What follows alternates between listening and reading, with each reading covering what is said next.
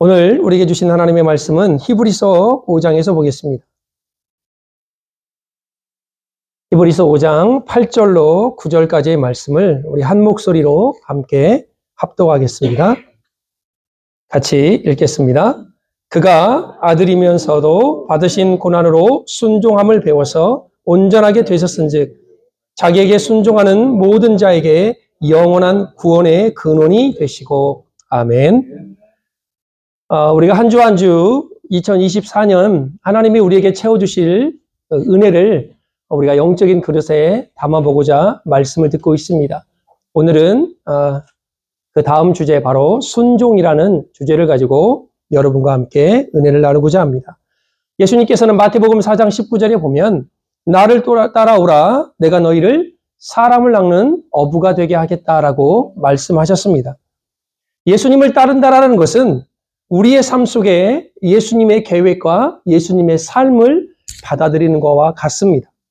우리의 삶을 주님께 드릴 뿐만 아니라 예수님의 뜻에 순종하는 삶, 그것이 바로 예수님을 따라가는 삶이라 생각합니다. 현대 크리스찬들은 믿음으로 부름받은 사람들은 참 많습니다. 그러나 순종함으로 나아가는 사람들이 매우 적다는 사실도 우리는 인정을 해야 됩니다. 성령의 충만함을 받고 우리가 마귀의 시험을 이기고 우리의 믿음을 지키는 데에서 멈추는 것이 아니라 한 걸음 더 나아가서 그 믿음을 지킬 뿐만 아니라 순종함으로 하나님의 일을 적극적으로 감당하는 것, 예수님을 따라가며 순종하는 삶이 우리 믿는 자들에게 필요하다는 것입니다. 우리가 순종하는 예수님, 그분이 어떤 분이십니까? 마태복음 28장 18절에 보면 예수께서 나와 말씀하여 이르시되 하늘과 땅의 모든 권세를 내게 주셨다라고 말씀합니다. 우리 예수님은요, 이 땅의 모든 권세와 이 땅의 모든 것들이 그분 안에 있음을 선포하셨습니다. 그래서 예수님을 따르는 사람들은 자기 자신을 거룩한 산 제물로 드릴 뿐만 아니라 날마다 자신의 십자가를 지고 그분을 따라가야 할 것입니다. 로마서 12장 1절에 보면 형제들아 내가 하나님의 모든 자비하심으로 너희를 권하노니 너희 몸을 하나님이 기뻐하시는 거룩한 산 제물로 드리라 라고 말씀합니다. 그것이 바로 우리가 드릴 영적 예배다라고 말씀합니다. 누가복음 9장 23절에는요. 나를 따라오려거든 자기를 부인하고 날마다 제 십자가를 지고 나를 따를 것이라 라고 말합니다. 여러분 산 제물이라는 것은 십자가를 따른다라는 것은 피를 흘려서 제물로 바쳐서 태워서 버리라는 것이 아닙니다. 주님께 나의 모든 삶을 헌신하겠다라는 고백입니다. 자기 부인이란 과거의 이기적인 삶에 대해서 그것은 이제 아닙니다라고 선포하고 주님의 뜻에 따르겠다라고 예라고 말하는 것이 바로 자신을 부인하는 것입니다. 히브리어에 보면 이 순종이라는 단어가 샤마라는 뜻을 갖고 있습니다. 이 뜻은 듣는다, 순종한다, 청종한다라의 뜻을 가지고 있습니다. 여러분, 순종은요, 잘 들어야 순종해요. 들어도 삐딱하게 들으면 안 돼요. 우리가 믿음 생활하다 보면 순종하는 사람들이 있습니다. 주님 앞에 참 헌신되게 나아가는 사람들이 있습니다. 그분들은 말씀을 들을 때나 권면의 말을 들을 때 삐딱하게 듣지 않습니다. 이 사람이 나를 뭘 알고 이런 말을 해? 너가 내 처지를 알아? 이게 아니라 하나님의 말씀으로 권면할 때 그 말씀을 하나님의 말씀으로 듣는 자들. 헬라에 해당되는 이 휘파코라는 순종은요. 뭐뭐 아래에서 듣다라는 거예요. 이 말은 무슨 말씀입니까? 겸손하게 듣는 것이 순종입니다. 불순종의 뜻은요. 흘려 듣다라는 뜻을 갖고 있어요. 그러니까 뭘 들어도 거슬러서 들어요. 무슨 말을 들어도 흘려 듣습니다. 이런 사람들은 하나님 앞에 순종하기가 너무나 힘듭니다. 선포되는 하나님의 말씀, 예수 그리스도의 말씀을 흘려 듣지 않고 그분 아래에서 듣는 것, 겸손하고 겸허하게 듣는 것, 그리고 그분의 명령을 따르는 것이 순종입니다. 오늘 그 순종을 예수님께서 하셨습니다. 그리고 그 예수님께서 오늘 본문을 통해서 말씀하신 것이 무엇입니까? 받으신 고난으로 순종함을 배워서 온전하게 되셨은즉 자기에게 순종하는 모든 이에게 영원한 구원의 근원이 되셨다라고 말씀합니다. 여러분, 예수님의 순종을 통해서 우리가 구원받았습니다. 아담의 불순종을 통해서 우리에게 죄가 들어왔듯이 예수님의 순종을 통해서 믿는 모든 자들에게 구원의 근원이 되셨다라고 성경은 우리에게 말씀하고 있습니다. 예수님은 누가복음 14장에서 이런 말씀을 하십니다. 수많은 무리가 함께 갈새에 예수께서 돌이키사 이르시되 무릇 내게 오는 자가 자기 목숨을 미워하지 아니하면 능히 내 제자가 되지 못하리라. 누구든지 자기 십자가를 지고 나를 따르지 않는 자도 능히 내 제자가 되지 못하리라. 너희 중에 누구든지 자기의 모든 소유를 버리지 아니하면 능히 내 제자가 되지 못하리라. 예수님은 제자의 도, 순종의 도를 오늘 말씀을 통해서 보여주셨습니다.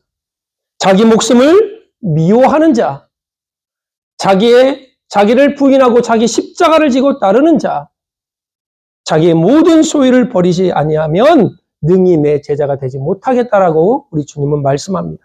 그래서 제가 순종의 영역을 한 3가지로 이 말씀을 통해서 여러분과 함께 나누고자 합니다.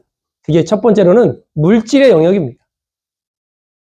참 자기 목숨보다도 더 아끼는 게 요즘 물질이 되어버렸습니다. 마가복음 10장에 보면 부자 청년의 이야기가 나옵니다. 예수님께서 그와 대화하는 도중에 나를 따르라 라는 것은요, 이건 엄청난 축복입니다. 예수님께서 그 부자 청년에게 너가 나를 따를 것을, 그리고 나의 제자가 될 것을 우리 주님이 제시하고 그에게 권면합니다. 그런데 그 전에 너의 재산을 다 팔아 가난한 자들에게 나눠주고 그리고 와서 나를 따르라 말씀합니다. 주님은요, 이 부자 청년이 가난해지라고 말씀하신 것이 아닙니다.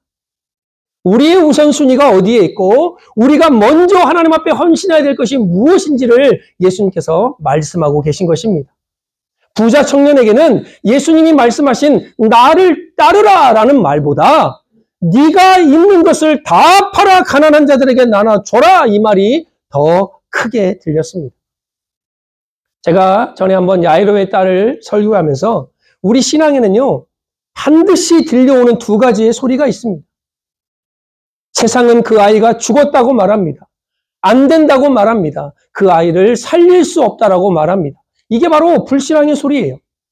그러나 예수님은 그 아이가 잔다. 너가 믿기만 해라. 그러면 하나님의 놀라운 능력을 너가 볼 것이다. 우리 주님이 말씀합니다. 우리가 신앙생활하면요, 이 2가지 소리가 늘 들려옵니다. 안 돼. 할 수 없어. 아니야. 그 길은 아니야. 라는 말과 예수님은 할 수 있어. 나를 믿기만 해. 나를 따라와. 그러면 하나님의 놀라운 일을 볼 것이야. 여러분, 이 이야기는요, 우리 신앙생활에 변치 않는 진리입니다.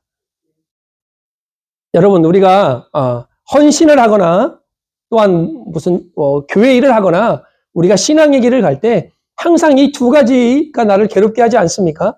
하나는 불신앙의 소리가 첫 번째로 우리가 신앙생활할 때 가장 먼저 들려오는 거는요, 하나님의 순종의 소리입니다. 하나님이 나에게 마음을 주십니다. 그리고 나에게 그런 마음을 주셔서 하나님 앞에 헌신할 수 있도록, 그리고 남을 도울 수 있도록, 하나님의 일을 감당할 수 있도록 내 마음에 하나님은 소리를 먼저 주십니다. 100%예요. 그런데 그것을 즉각적으로 순종하지 않으면 어떤 일이 벌어지는지 아세요? 사단이 그 다음 우리에게 소리를 들려줍니다. 야, 너 상황을 좀 봐. 야, 너 처지를 좀 생각해. 야, 별별 핑계거리를 다 집어넣습니다. 그래서 그 순종이 결국에는 반쪽짜리 순종이거나 불순종으로 이어지게 되어 있습니다. 예수님의 소리가, 순종의 소리가 더 크게 들려지시길 주의 이름으로 축복합니다. 하나 더 말씀드려 볼까요? 엘리야의 시대에 북왕국 이스라엘은 짙은 영적인 암흑의 시대를 보냈습니다. 아합과 이세벨이라는 아주 잔인한 여자가 등장해서 이스라엘 전 민족을 우상 숭배로 이끌었습니다. 이때 하나님은 하나님의 종 엘리야를 통해서 하나님의 살아계심을 그들에게 증거하기를 원하셨습니다. 그리고 아합에게 나타나 이렇게 경고를 합니다. 내가 섬기는 하나님께서 그 살아계신 하나님을 두고 맹세하노니 내 말이 없으면 수년 동안 3년 반 동안 비가 오지 않습니까? 수년 동안 비도 이슬도 내리지 않겠다라고 말씀하시면서 엘리야를 피하여 도망하게 하고 요단강 동편 그릿 시냇가로 몸을 숨기라 명하십니다. 그리고 하나님은 엘리야가 그 시냇물을 마시고 조석으로 까마귀를 보내서 엘리야에게 먹여주셨습니다. 야, 이거 참 멋있지 않나요? 까마귀가 얼마나 물어봤는지는 모르겠지만 한 마리 같지는 않습니다. 아마 수십 마리가 몰려와가지고 이 뾰족한 그걸로 부리로 먹을 것을 물어다가 엘리야를 조석으로 먹였습니다. 시간이 점점 길어지고 가뭄이 길어지자 그릿 시냇가가 다 말라버립니다. 그때 하나님은 또 엘리야에게 이방 지방인 시돈에 가서 사르밧이라는 동네에 가서 과부를 만나러 그 지역에 가면 너를 섬길 수 있는 여인이 등장할 것이다. 또 갔습니다. 한 여인을 만납니다. 나뭇가지를 줍고 있는 그 여인에게 하나님이 이렇게 하라 했으니 나에게 떡과 먹을 것을 주라 말합니다. 이 여자가 뭐라 말하죠? 지금 내가 나뭇가지 주어서 먹는 것은 이제 한 움큼의 밀가루와 조금 남은 기름을 가지고 떡을 만들어서 이것을 먹은 후에 내 아들과 이제 죽으려고 한다라고 고백을 합니다. 그 말을 들으면 아유 내가 염치가 없이 아유 그렇게 하십시오 라고 해야 되는데 엘리야는 두려워 말라. 얼마나 뻔뻔합니까? 내 말대로 실행해서 그 남은 그걸 가지고 떡을 만들어서 나를 먹이면 하나님께서 비가 다시 지면에 내리는 날까지 너의 통에 가루와 기름이 떨어지지 않겠다 말을 해요. 참 상식적으로 보면 참 뻔뻔한 사람이죠. 우리 엘리야가. 해도 너무한 사람 아닙니까? 세상적으로 보면 과부의 처지를 뻔히 알면서도 이렇게 요구하는 거 보면 참 이해가 안 가고 나쁜 사람입니다. 그러나 엘리야가 하나님의 말씀을 대언했던 것처럼 이 과부의 행동이 너무나 기가 막히게 아름답습니다. 그 과부는 그 말을 듣고 순종으로 행동에 옮기게 됩니다. 열왕기상 17장 15절 16절에 보면 그가 가서 엘리야의 말대로 하였더니 그와 엘리야와 그의 식구가 여러 날 먹었으나 여호와께서 엘리야를 통하여 하신 말씀같이 통의 가루가 떨어지지 아니하고 병에 기름이 없어지지 아니하리라 말씀합니다. 여인이 집중한 것은요 하나님의 말씀이었습니다. 엘리야가 하나님을 통해서 주시는 그 말씀을 그녀는 집중했습니다. 지금 남아있는 이 작은 것이 아니라 내가 갖고 있는 이 조그만 것이 아니라 하나님의 말씀을 순종하는 그 말을 더 크게 들었다라는 것입니다. 여러분 우리에게 우리 신앙에 들려오는 말은요 항상 이렇습니다. 가끔 우리 하나님은 우리에게 시험하실 때가 있죠. 하나님 저 이거밖에 없습니다. 그래? 한번 드려볼래? 그러면 우리가 당장 상식적으로 나오고 세상적으로 나오는 말은 무엇입니까? 이거밖에 없으면 더한 걸 주셔야 맞지 않습니까? 하나님 저 생활비가 정말 딸려요. 하나님 저 지금 살아가는데 너무 빠듯빠듯해요. 하나님의 사람이 이 물질 때문에 하나님 정말 어렵고 세상으로부터 조롱을 당해야 되겠습니까? 아버지 부어주세요. 찬송가에도 받은 복을 세어 보아라 이런 찬양도 있고요. 막 순종했더니 주시는 복들이 너무 많이 써 있는데 그런데 하나님은 가끔 우리에게 그것마저 드리라라고 말할 때가 있습니다. 왜? 우리의 순종함을 행동으로 옮기기를 원하시기 때문입니다. 여러분 물질은요 우리 시대에 이미 우리를 사로잡는 우상이 되어버렸습니다. 그래서 하나님은 이 물질을 통해서 가끔 우리를 시험하실 때가 있습니다. 금의 순도를 조사하기 위해서 사용되는 것이 시금석입니다. 이 순도가 어느 정도인지. 물질 역시 우리의 믿음의 순도를 측정하는 데 사용되는 시금석이 되기도 합니다. 두 번째 영역은 바로 자기 부인의 영역입니다. 순종은 하나님이 우리에게 주신 말씀을 지키고 그러기 위해서 자신을 부인하는 것이지만 사실상 인생의 모든 영역에서 그리스도인들은요, 이 땅의 모든 것들이 순종의 영역입니다. 그래서 고난도, 고통도 하나님이 우리에게 주시는 것임을 우리는 잊지 말아야 될 것입니다. 여러분 신명기 28장에 보면 총 68절의 어마어마하게 긴 성경이 등장합니다. 순종하면 받는 축복과 불순종하면 받는 저주가 나와 있습니다. 그런데 순종의 말씀은요, 14절로 끝납니다. 나머지 54절이 저주의 말입니다. 하나님의 말씀을 순종하면 너희가 들어가도 나와도 떡을 먹고 네 떡방죽구리에 네 자녀들에게 네 엄청나게 복을 주십니다. 그러나 14절로 끝나요. 그러나 하나님의 말씀을 순종하지 아니하면 저주를 받으리라 라고 말하는데 54절이나 되는 말이 저주의 말입니다. 그런데 그것도 아멘 하라고 말씀합니다. 아니 하나님 나 저주받기 싫은데요. 이게 아니라 우리의 삶의 모든 영역 속에 내가 저주받을 일을 안 하면 되는 겁니다. 내가 저주받을 길을 가지 않으면 되는 겁니다. 그러나 그 길이 어떤 길임을 우리 하나님은 우리에게 보여주고 있습니다. 전도서 7장 14절에 보면 하나님은 형통한 날에는 기뻐하고 곤고한 날에는 되돌아보아라. 이 두 가지를 하나님이 병행하게 하사 이 두 가지를 다 우리에게 주신다는 것입니다. 로마서 8장에 보면 자녀이면 또한 상속자 곧 하나님의 상속자여 그리스도와 함께한 상속자니 우리가 그와 함께 영광을 받기 위하여 고난도 함께 받아야 할 것이라고 말합니다. 그러나 현재 받는 고난은 장차 우리에게 나타날 영광과 좋게 비교할 수도 없다라고 말씀합니다. 순종의 영역은 바로 우리를 부인하는 것입니다.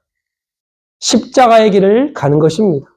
십자가의 길을 가는 것이 좁은 길을 가는 것이 결코 만만한 길은 아닙니다. 그 길에는 고난도 있고 그 길에는 아픔도 있습니다. 그러나 고난이 고난으로 끝난다면 아픔이 아픔으로 끝난다면 우리가 그분의 길을 갈 이유가 없지 않겠습니까? 예수 그리스도와 함께하면 고난을 통하여 아픔을 통하여 하나님은 우리에게 유익과 형통함을 주심을 믿지 말아야 할 것입니다. 만나교회 김병삼 목사님 책에 성공을 디자인하라 책에 보면 이런 글이 있습니다. 순종이 왜 어려울까요? 결과를 알지 못하고 따르기 때문이라 말합니다. 순종하세요. 그러면 진짜 결과를 좀 알려주면 내가 이렇게 순종하였더니 이렇게 받았다라는 답이 있거나 답안지가 있거나 아니면 그 길을 가는 사람이 모범이 있거나 그러면 좋은데 결과를 우리는 예측할 수 없습니다. 그래서 순종이 어려운 거예요. 순종은 믿음과 밀접한 관계가 있습니다. 그래서 믿음이 좋다라고 말하는 사람은 순종을 잘하는 사람입니다. 순종을 잘하는 사람은 믿음이 좋은 사람이라고 말을 합니다. 그 책에 보면 이런 예화가 있습니다. 미국 시골의 한 통나무집에 병약한 아주 연약한 남자가 살고 있었습니다. 그 집 앞에는 나오는 그 앞에 커다란 바위가 하나 놓아져 있어요. 그래서 출입할 때마다 너무나 불편해요. 그러던 어느 날 이 청년이 꿈을 꾸었는데 꿈속에서 하나님이 나타나십니다. 그리고 그 청년에게 이렇게 말해요. 바위를 밀어라. 그래서 그 꿈에 깬 이 청년이 그 연약하고 변약한 몸을 이끌고 날마다 바위를 밀기 시작합니다. 시간이 흘러 8개월이 지나는데도 아무리 밀어도 이 바위가 끔찍을 안 하는 것 같아요. 그래서 어느 날부터는 밀어보면서 이 바위가 움직였는지 안 움직였는지 측정하기를 시작합니다. 단 1인치도 이 바위가 움직여지지 않습니다. 자기가 꾼 꿈에 회의를 느껴요. 정말 하나님이 나에게 말씀하셨나? 그리고 어느 날 또 하나님이 그를 찾아와서 이렇게 말합니다. 어떻든 그러니까 대뜸 하나님을 향해서 하나님 너무한 거 아닙니까?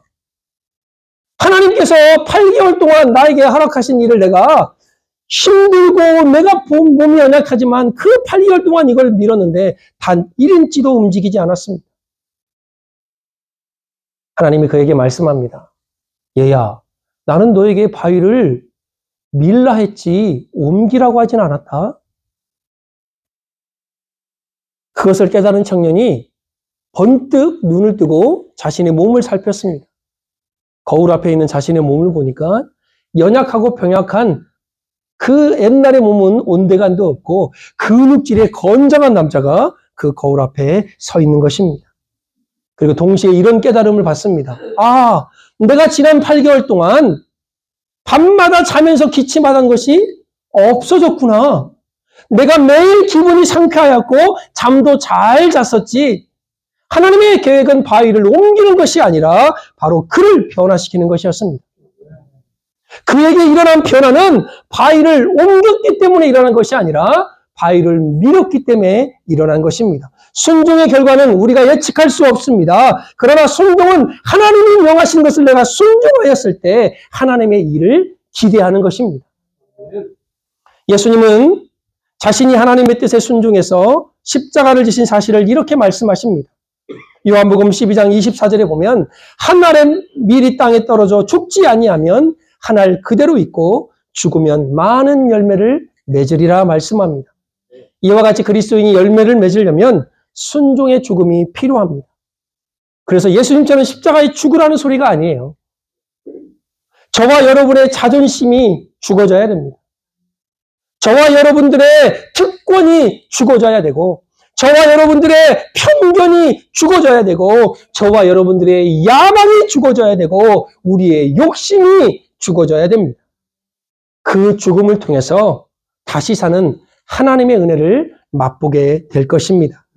그럴 때 많은 열매가 어느덧 우리의 삶에 주렁주렁 맺힘을 보게 될 것입니다. 마지막으로 순종의 영역은 사회적인 영역입니다. 그리스도인들은 자신이 처한 가정, 교회, 직장, 사회에서 순종하는 모습을 보여야 됩니다.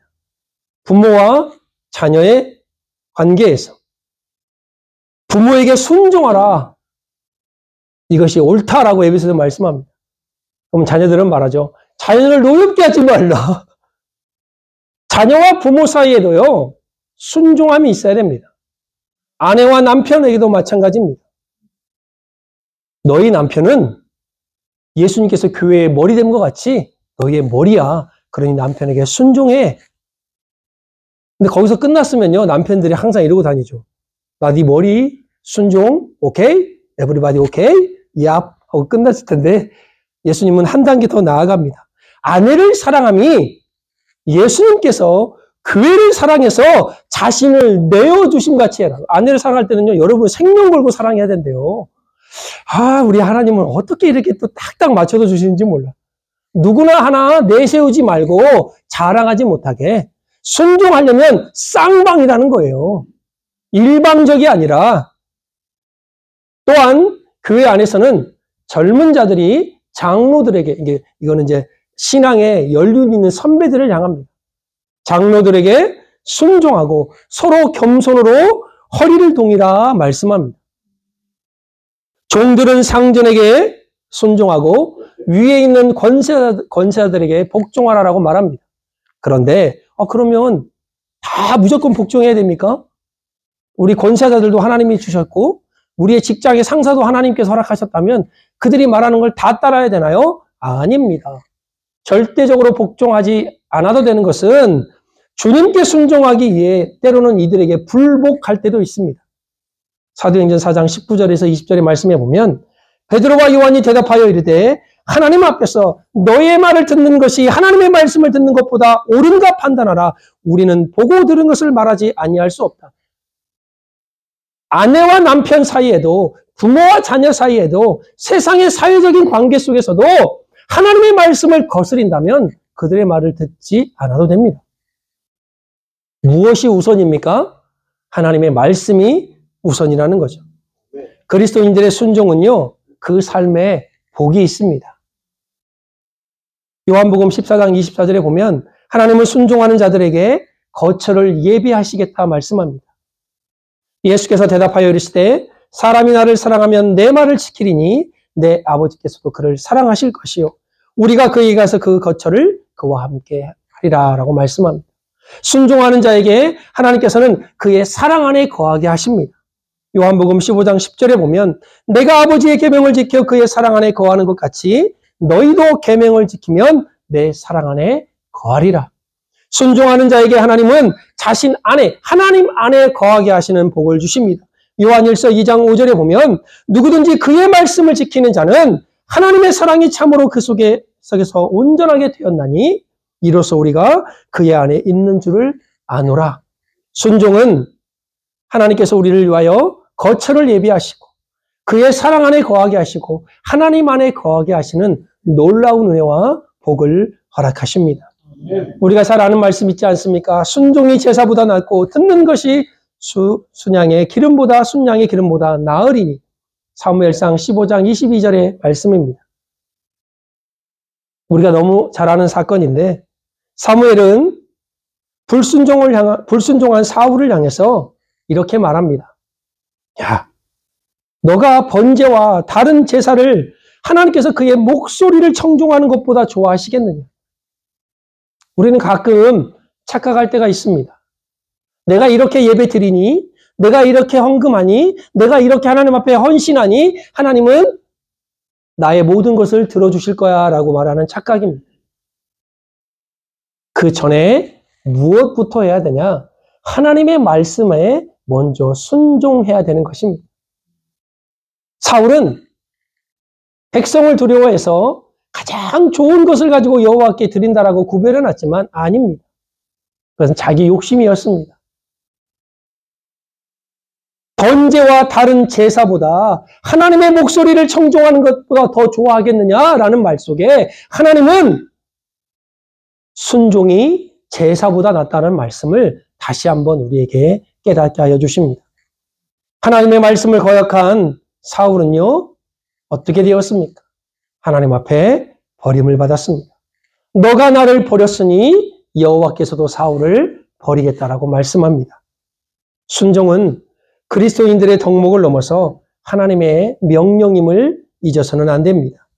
순종하기 위해서는요, 주님이 생각하는 마음, 주님이 보여주신 삶, 주님이 말씀하시는 목소리, 또한 주님이 도우시는 그 손길로 살아가야 함을 우리는 잊지 말아야 될 것입니다. 이 한 주간 주님의 말씀을 순종함으로 여러분 자신을 부인하며 십자가의 길을 따라감으로 하나님 안에, 하나님 사랑 안에 거하는 한 주간이 되어지기를 우리 주 예수 그리스도의 이름으로 축복합니다. 네, 우리 기도하겠습니다.